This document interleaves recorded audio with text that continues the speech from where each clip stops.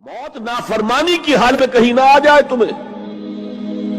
وہ کوئی ضمانت تمہارے پاس نہیں ہے کہ تم کسی گناہ کا ارتکاب کر بھی چکو گے, پھر تمہیں توبہ کا وقت بھی مل جائے گا, پھر موت آئے گی, اس سے پہلے موت نہیں آ سکتی.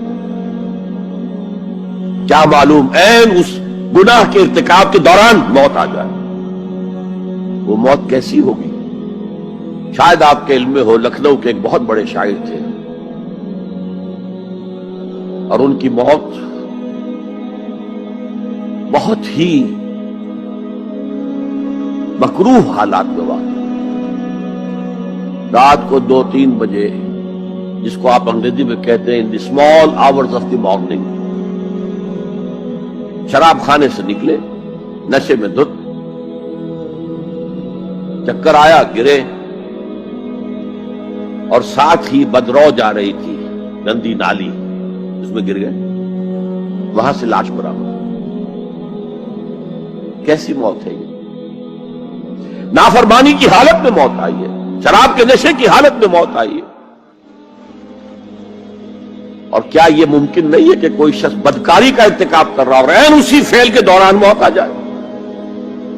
اچھا, اب اگر آپ نے طے کر دیا نہیں مروں گا مگر حالت فرما برداری میں, اس کی ایک ہی شکل ہے, کوئی لمحہ بھی نافرمانی میں بسر نہ ہو, مبادا اسی لمحے موت آ جائے. ہر لمحے کا پہرا دیجئے, ہر ساتھ کی پوری حفاظت کیجئے, کہیں نافرمانی کا کوئی ارتکاب نہ ہو اور عین اس حالت میں کہیں موت نہ آ جائے. میں وہ حدیث آپ کو سنا چکا ہوں, لا یزنی الزانی حین یزنی وہو مومن. کوئی زانی حالت ایمان میں زنا نہیں کرتا, جب وہ زنا کر رہا ہوتا ایمان اس کے دل سے نکل کر اوپر سر پر منڈلاتا رہتا. کوئی چور حالت ایمان میں چوری نہیں کرتا, ولا یسرق السارق حین یسرق وہو مومن.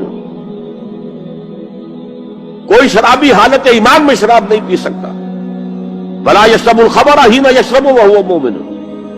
اگر ایمان بھی ہو دل میں اور یہ حرکات بھی ہو رہی ہو تو وہ ایمان 2 پیسے کا نہیں, 2 ٹکے کا نہیں. کیا اس ایمان کی قیمت ہے؟ کیا قدر و قیمت ہے اس کی؟ اب اگر عین اسی حالت کے اندر موت آ گئی تو یہ تو خلوع ایمان ہے, ایمان کا خالی ہو جانا ہے.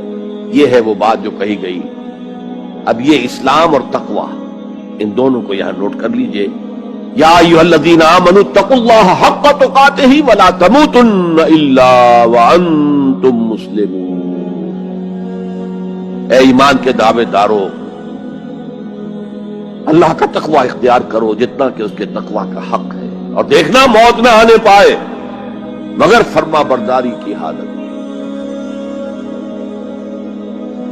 اب یہ اینٹیں اگر پختہ ہو گئی ہیں, ہم نے جہاد کے مختلف مراحل ان پر غور کیا تھا. پہلا مرحلہ کیا تھا؟ نفس امارہ کے خلاف جہاد, شیطان اور اس کی ذریت صلبی و مانوی کے خلاف جہاد, بگڑے ہوئے معاشرے کے جو پریشرز ہیں ان کے خلاف جہاد. یہ 3 جہاد کر کے کما حقہ فرض کیجئے کہ اب آپ تقوی اور فرما برداری کی روش پر راسخ ہو گئے, قائم ہو گئے. اب اگلا قدم کیا ہے؟ اب ان اینٹوں سے فصیل بنانی ہے. اینٹیں تو مضبوط ہو گئی, پوری طرح پٹ گئی, پختہ ہو گئی. وہ جو اقبال کہتا ہے کہ خام ہے جب تک تو ہے مٹی کا ایک انبار تو, اور پختہ ہو جائے تو ہے شمشیر بے زنہار تو. اور جس سے اکبر اللہ آبادی نے بھی کہا ہے, اس سے بھی بہتر انداز میں کہا ہے, تو خاک میں مل اور آگ میں جل, جب خشت بنے تب کام چلے. ان خام دلوں کے عنصر پر بنیاد نہ رکھ, تعمیر نہ کر. اگر ساحل سمندر سے ریت لے کے گولا بنا لیں, وہ نم تو ہوتی ہے ریت, گولا بن جائے گا, پھر اسے شیشے پر بھی ماریں گے, شیشہ کھڑا رہے گا, ریت بکھر جائے گی. اسی گولے کو ذرا بھٹی میں ڈال کے پکا لو, روڑا بنا لو, تو خاک میں مل اور آگ میں جل, جب خشت بنے, جب اینٹ بنو گے تب کام چلے. اب اگر اسے مارو گے تو کوئی نتیجہ تو برآمد ہوگا کہ نہیں. تو یہ پختہ افراد کی شخصیت کو پختہ کرنا. جو حیات اجتماعی اس کو نظر انداز کرتی ہے، جیسا کہ میں نے عرض کیا تھا، پہلی منزل تعمیر نہیں کی، دوسری کے اوپر چڑھانا ہو گئے، دوسری ہے نہیں، تیسری جو ہے وہ ہوا کے اندر اس کی تعمیر ہو رہی ہے۔ ہماری بہت سی ناکامیوں کا اصل سبب یہ ہے۔ حضور نے پہلے افراد کو تیار کیا ہے، افراد کے ہاتھوں میں ہے اقوام کی تقدیر، ہر فرد ہے ملت کے مقدر کا ستارہ، اور ہر حیات اجتماعی یا کوئی تنظیم ہو، کوئی جماعت ہو جو اسلام کی سربلندی کے لیے کام کرنا چاہیے، اسے سب سے پہلے پختہ کردار والے افراد تیار کرنے ہوں گے۔ یا ایھا الذین آمنوا اتقوا اللہ حق تقاتہ ولا تموتن الا وانتم مسلمون۔ اب دوسرا نقطہ کیا ہے؟ ان کو جوڑنا ہے، اب اینٹوں کو جوڑنا ہے۔ And for that you need a cement substance۔ پچھلے زمانے میں چونا وغیرہ ہوتا تھا، چونے سے جوڑا جاتا تھا، آج کل سیمنٹ ہے۔ اگر یہ سیمنٹ سبسٹنس مضبوط ہے تو یہ فصیل اور دیوار مضبوط ہے، اگر یہ نہیں ہے تو چاہے اینٹیں پختہ ہو تب بھی سیلاب کا ریلا آئے گا، بہا کے لے جائے گا۔ اینٹوں کی پختگی کے ساتھ ساتھ ان کو جوڑنے والا مورٹر جو ہے اس کو بھی مضبوط ہونا چاہیے۔ اس لیے دوسرا نقطہ، یہ سہ نکاتی لائحہ عمل، 3 نکاتی لائحہ عمل۔ پہلا تقوی اختیار کرو اور اللہ تعالیٰ کی پوری فرما برداری اختیار کرو، کوئی لمحہ تمہارا نافرمانی میں نہ گزرے۔ اب واعتصموا بحبل اللہ جمیعا ولا تفرقوا، چمٹ جاؤ اللہ کی رسی کے ساتھ مل جل کر اور تفرقے میں نہ پڑو۔ اعتصام عصمت سے بنا، عصمت حفاظت کو کہتے ہیں۔ اعتصام حفاظت حاصل کرنا، جیسے آپ دیکھتے ہیں کہ کسی بچے کو اگر کوئی خوف لاحق ہو جائے، کوئی ڈرائے، وہ آئے گا، دوڑے گا ماں کی گود میں آ کر ماں سے چمٹ جائے گا۔ وہ یہ سمجھتا ہے اپنے چھوٹے سے ذہن کے مطابق میں قلعے میں آ گیا ہوں۔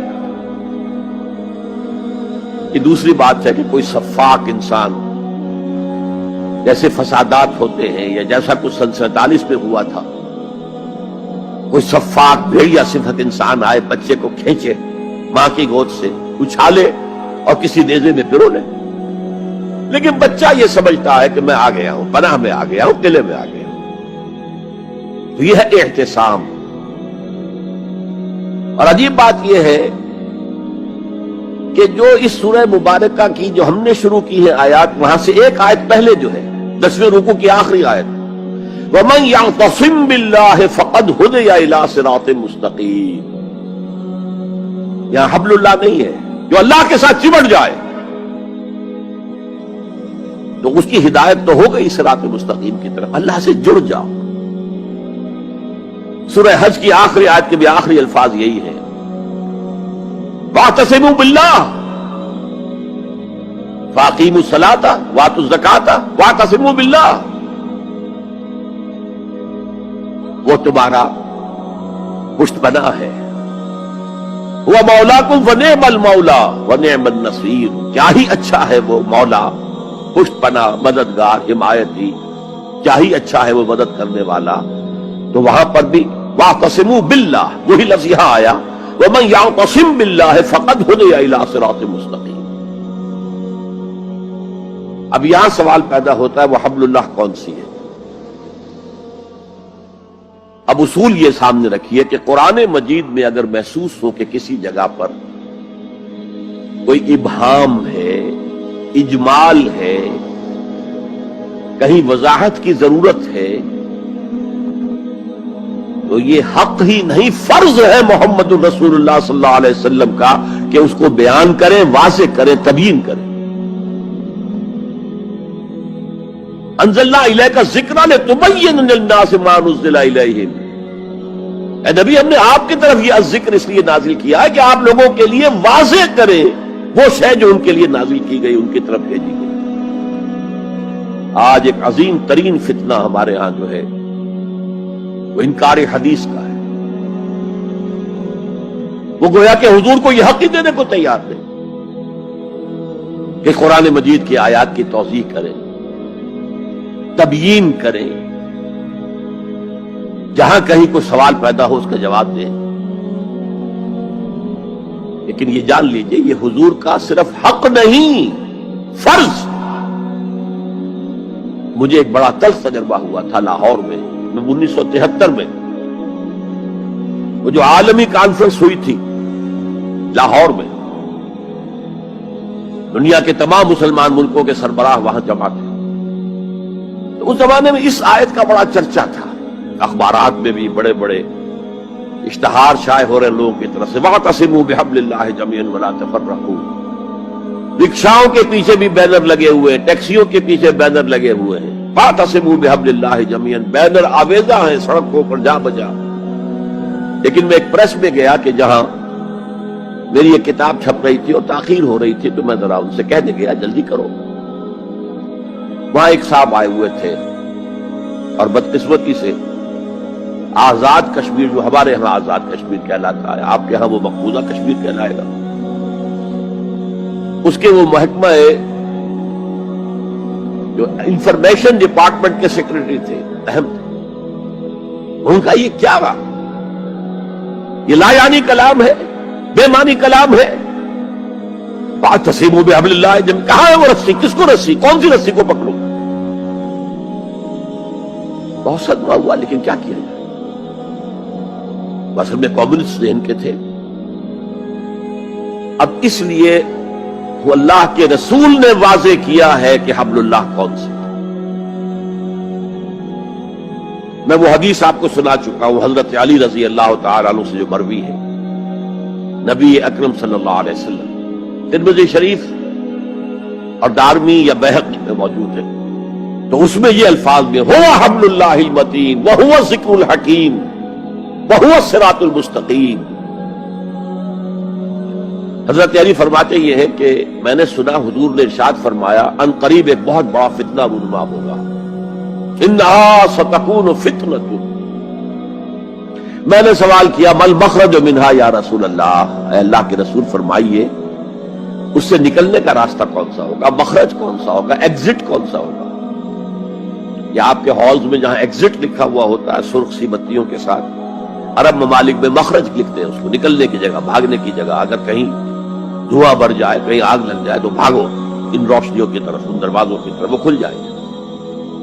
تو جب حضور نے فرمایا کہ انہا ستکون فتنۃ، تو حضرت علی کہتے میں نے پوچھا بل مخرج منہا یا رسول اللہ، فرمایا کتاب اللہ، فتنوں سے بچانے والی اور فتنوں سے نکالنے والی شے صرف کتاب اللہ. فیہ خبر ما قبلکم ونبأ ما بعدکم وحکم ما بینکم، اس میں تم سے پہلے جو اقوام تھی ان کی خبریں موجود ہیں، تمہارے بعد آنے والی جو چیزیں ہیں ان واقعات کا تذکرہ موجود ہے، اور تمہارے درمیان جو اختلافات بھی رونما ہو سکتے